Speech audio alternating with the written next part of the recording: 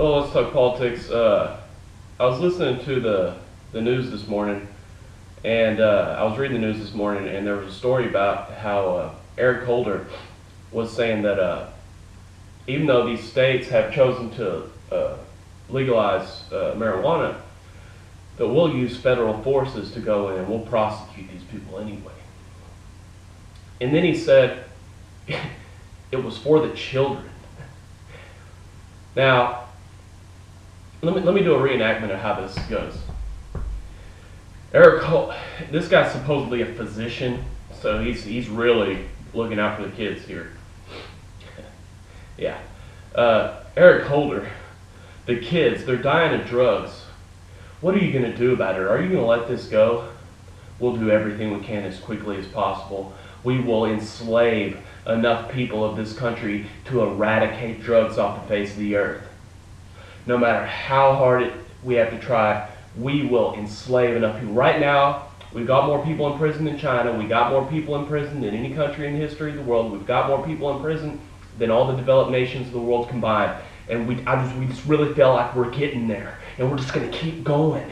And we're just going to keep going until we get them all in prison. If we have to imprison half the population of this country, if we have to imprison every man, woman, and child on the face of this earth, we will, just to make sure that we can get these drugs off the face of the earth. Eventually, it will happen. Eventually, it will happen. Our goal will be achieved. Because all we're doing is we literally take people, abduct them off the face of society, put them in dungeons, and leave them in there for elongated periods of time.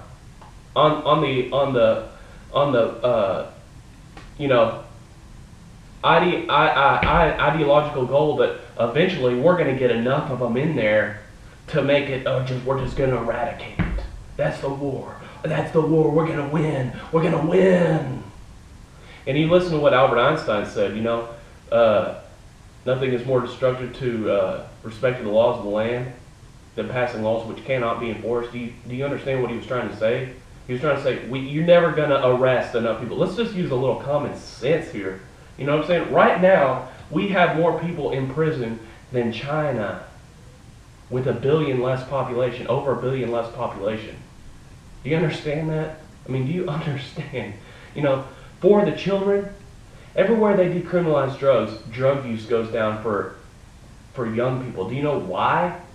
Because you're never going to eradicate people off the face of the earth to the extent that you feel like is going to eventually get them into. And then, once you've turned this into a black market enterprise, you've completely removed police or law enforcement from the scenario at all. See, with alcohol, and law enforcement is involved because it's property. It's recognized right to property. So therefore, we're able to regulate the fact that you do not sell this to children. Once you've removed police from the scenario altogether, you can't regulate whether or not it's getting sold to kids or not. And it's just the law of the jungle. If you want to retrieve your property from somebody over a drug dispute, you either got to break a kneecap or you got to shoot somebody. And then the police forces know that, we're just going to scare people into snitching on each other. You've got this widespread, eruption of violence all throughout the country. And this is a known fact. This is a known fact. And when we knew this before we even came into drug prohibition, from alcohol to drug prohibition, we never even stopped prohibition.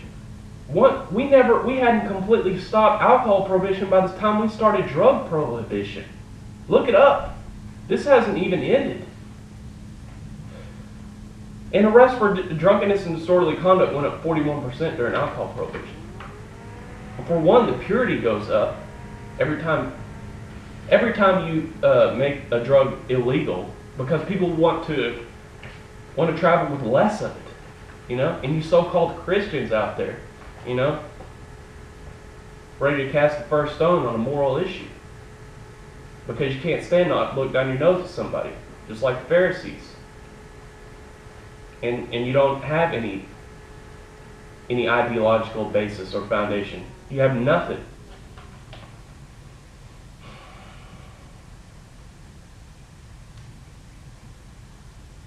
Drug offenders in prisons and jails have increased 1,100% since 1980. Nearly 6 new persons in prison for a drug offense have no history of violence or high-level drug selling activity. And you think, with the majority of our people in prison due to drug prohibition, that we're going to respect justice, that justice and freedom and the rule of law is going to receive any kind of respect whatsoever?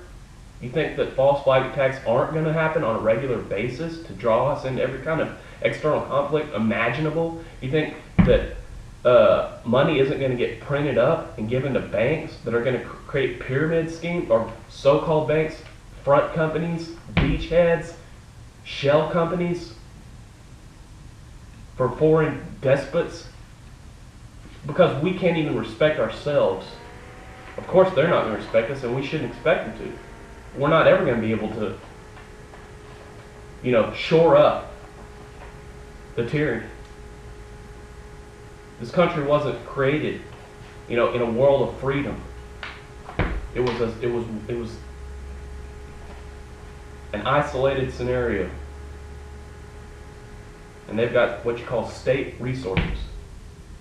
Just like North Korea was caught counterfeiting money, and our government said, well, it's hard to identify it because they've got state resources. So this is pristine counterfeit. I got a $100 bill the other day that had a watermark. Nobody I showed it to could tell it was a counterfeit. But when I took it up to the store, there was something wrong with the paper. So I had to take it back to the bank, and it took me a while to get it replaced. But that's the same kind of thing we're talking about here. 1979, 28 deaths per 100,000 users. 2003, 141 deaths per 100,000 users. As I've said, the purity continues to go up. 4 million drug users in 1965, 112 million drug users in 2003. Now let's go into the children. Marijuana use by 10th graders in the Netherlands, 28%. Marijuana use by 10th graders in the United States, 41%, which decriminalized drugs in 1976 in the Netherlands. Marijuana use lifetime prevalence, 37%, and marijuana use lifetime prevalence in the Netherlands, 17%. Because it's not cool anymore. And that's exactly what the Minister of Health of Holland said when he came out and he said, we've decriminalized marijuana over here in Holland. Coffee shops have marijuana in them because it's a mild drug. You understand that? It doesn't cause heart failure like Ritalin. But that's what they told. That's what That's what Justice Department said was, well, we've got to send a message to these kids that drugs are dangerous.